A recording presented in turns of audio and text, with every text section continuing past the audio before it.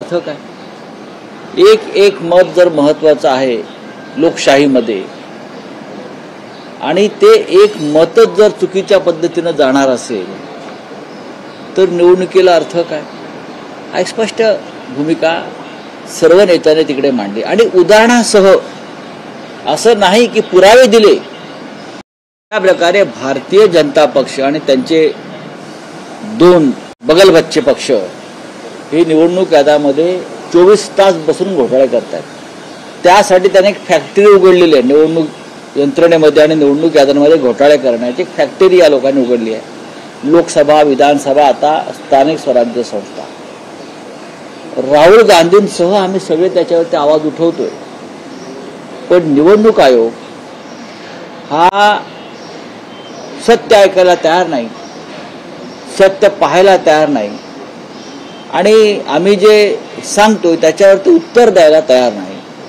अशा वेळेला जर एक भूमिका असेल की आधी निवडणूक यादी दुरुस्त करा, निर्दोष करा आणि मग निवडणुका घ्या, यात काय चुकतं असं मला वाटत नाही।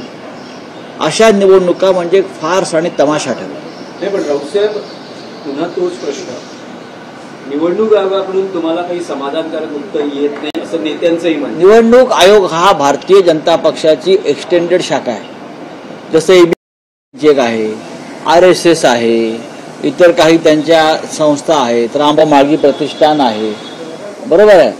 त्याचप्रमाणे निवडणूक आयोग आहे। सध्या या आधी नव्हता, आमच्या राजवटीत असं नव्हतं।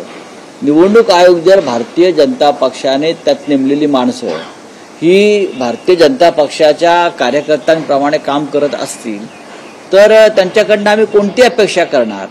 पण त्यांच्या समोर सत्य मांडणं, कोणत्या प्रकारे गुन्हेगारी स्वरूपाचं काम निवडणूक याद्यांच्या माध्यमातून सुरू आहे हे लोकांना दाखवणं हे आमचं कर्तव्य आहे। नाही, पण मग तुमच्याकडे पुढचा